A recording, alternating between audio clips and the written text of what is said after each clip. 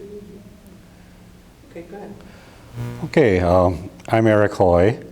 I am a medical advisor for the polyarteritis nodosa group, and I'm from Dallas, Texas. I have been teaching at the University of Texas Southwestern Medical Center for nearly 24 years now. In March, I officially got the status of retired, but that really only affects that I'm not teaching quite as much as I was. I'm still involved with the university. I'm still involved with my research. I'm a lab guy. I started out working in the lab, and the lab is where I concentrate, and diagnostic testing is where I concentrate my work in the autoimmune field. I became interested in vasculitis simply because it was so rare and it's so difficult to diagnose for both the clinician and the laboratory. There are no really good laboratory tests for vasculitis. The best we have is the ANCA test, which is a test for certain forms of vasculitis. Will be positive with the ANCA test will be positive in those forms of vasculitis. But there are many other forms of vasculitis in which the ANCA test is not positive. We also see variability in ANCA results from one laboratory to another. And this is a particular problem in interpreting laboratory results. If a test is done one time at laboratory A and it comes out positive, the next time it's done at laboratory B and it comes out negative, it becomes very difficult to interpret that. I get a lot of questions from patients regarding their laboratory results. And in some cases, they concentrate only on the abnormal results. So somebody will contact me and they'll say, my urinalysis showed a trace of protein. Should I be concerned? Well, yes and no. It all depends on what everything else showed. And if everything else is normal, I would repeat the urinalysis in a few days or weeks and see if the protein is still there. Proteinuria, finding protein in the urine, can be a sign of early kidney damage, and so we want to monitor for that. But it isn't an absolute sign. There are a lot of other things that can cause a trace of protein in the urine. So it's important when discussing lab results to look at a couple of different things, not only the abnormal tests, but the normal tests as well. It's also good to compare with previous laboratory results. If we've been tracking our labs over a period of time, then it's easier to interpret a change in laboratory results. And we have to look at the way the lab is doing it and what the lab reports as the reference range, or some people call it the normal range for that test. That can vary from one laboratory to another as well, so that in comparing lab results, if they're done in two different labs, we have to look at the reference range as well as the absolute value of that laboratory test. My work right now, I'm working with a company in the industry. We have developed an automated microscope that will assist laboratories in doing ANCA testing. And we're very excited about that right now. We are selling that microscope worldwide. We have several medical centers in the US that have set up that microscope system. We have about 15 of them in Australia and 20 across Europe. So we're very excited about the automated microscope. And I think it's going to help give us better consistency in laboratory testing when many labs are using the same system for testing their ANCAs. The future for us, we're looking for the holy grail of laboratory medicine and vasculitis would be a simple, easy test that is highly predictive that the individual has vasculitis or does not have vasculitis. And if we could find that test and run that as a screening test when a patient comes in with symptoms that may fit vasculitis but may fit with a lot of other things as well. If we could run a simple laboratory test and say, yes, you've got vasculitis, now we need to do more work on that, or no, you don't have vasculitis, let's look at some other possibilities. That's really the holy grail. I'm not sure we'll ever get there. The ANCA was a big breakthrough for the ANCA-associated vasculitides, but I'm not sure that we're going to find one that is a good general test for all the forms of vasculitis. What about in pinpointing some, people are always asking, you know, are there any environmental factors? Now, I've seen some stuff recently about silica. Now, it's been talked about before, but isn't there some new research looking at Right, there's some very interesting work on silica exposure. The first reports of this came out of what was at one time East Germany. When reunification occurred in Germany, it was discovered that silica miners who had worked in East Germany under the East German government hadn't been very well protected in their mining. They don't have the same kind of environmental regulations there that we have in the West. And these miners inhaled a lot of silica dust as part of their workday. And they had a much higher incidence of autoimmune vasculitis than the rest of the population. It even carried over into the family members, because they'd come home with silica dust on their clothing, and family members would be exposed to the silica dust.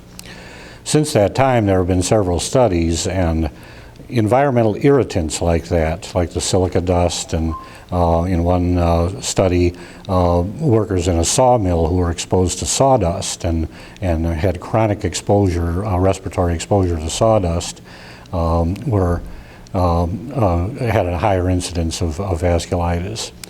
We saw a case in Dallas, where I am, of a man who'd lived in Texas all of his life. He wasn't a silica miner, but he blew insulation into attics for a company, and he had a respirator that he was supposed to wear, but he didn't like wearing the respirator because he liked to smoke while he worked, and so he ignored the respirator and smoked while he was blowing this glass wool insulation into attics, and the exposure to that, it appears, caused the vasculitis in that patient. So environmental exposures are one possibility. Genetics are another possibility. We do see clusters of autoimmune diseases in families, but it isn't a simple Mendelian inheritance. It's not like sickle cell anemia or cystic fibrosis, where we have a known gene, a known mutation, and we can identify those individuals. There's probably a variety of genes that have to be turned on and turned off in the right sequence to trigger an autoimmune reaction, which may go on to include vasculitis. In terms of maybe priorities in research, do you think emphasis should be on the finding the cause or some of the origin of this, or in better diagnostics, or in better treatments, or I guess ideally into all of this? Right, all of the above, yeah. But is there one that you hit that, maybe that helps with the... If we could find the cause, if we knew what it was that triggered vasculitis in individuals, and it's a simple cause that is easy to identify and easy to track, then we could concentrate better on treatment and on diagnosis both. If we knew that it was an environmental exposure, or that an infectious disease 10 years earlier triggered it, then we would be able to work on our diagnostic tests toward that end, toward making that diagnosis maybe years before symptoms, and that would direct our treatments. Treatments are getting better, but they're still pretty harsh, and they're very hard on patients. Prednisone is a miracle drug, but it's also a curse, and I've heard that from many, many patients. And so finding better treatments, finding less expensive treatments is going to be very important. Good segue there, because there's this new study going on for the ECRC about prednisone and getting GPA patients who are taking prednisone into this. What would be your message? Well, let me say it this way. What is it about prednisone that you wish, and the patients wish, could be done to make it less, what would be the ideal with prednisone that, would be less harmful on the patient? The ideal superprednisone would have the anti-inflammatory properties and the immunosuppressive properties that prednisone has, but would not cause the weight gain. That's a problem for a lot of patients. Would not induce diabetes, which is a problem in some patients, and would not cause osteoporosis, which is a huge problem in a lot of patients. Even patients who are taking calcium-sparing drugs like Beniva or Fosamax still are at risk of developing bone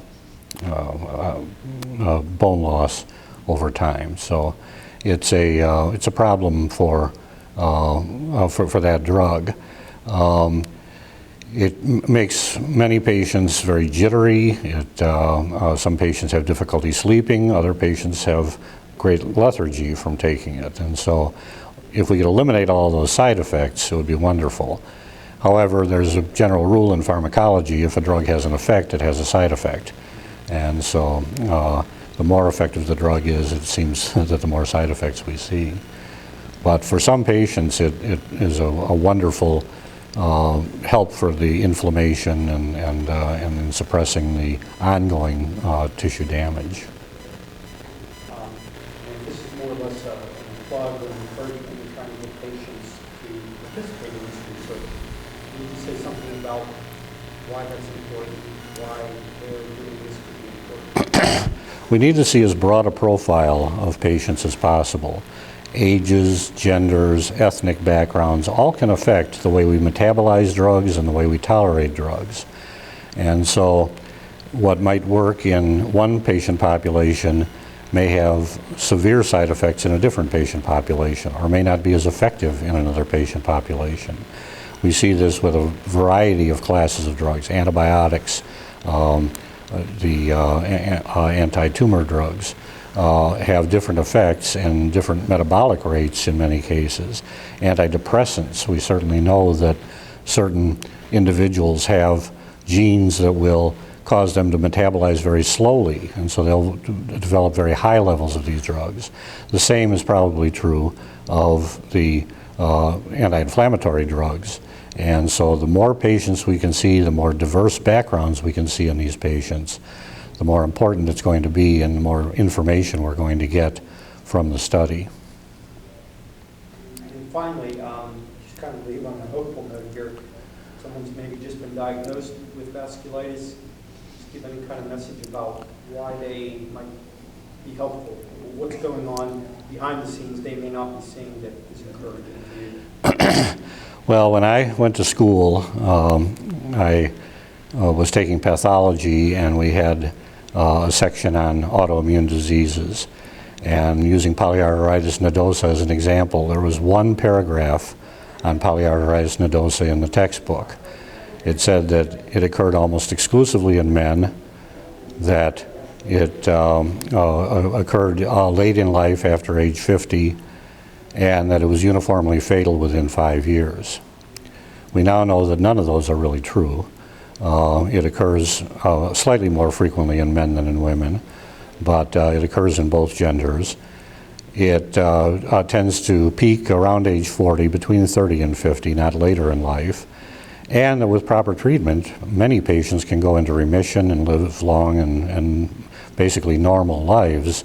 And even those who require ongoing drug treatment can live for many, many years, that it is not uniformly fatal. However, that same information pops up on the internet sometimes when we do searches. So we have to be careful. In a newly diagnosed patient, one of the things I caution them is, yes, learn as much as you can about the disease, but don't trust everything you read.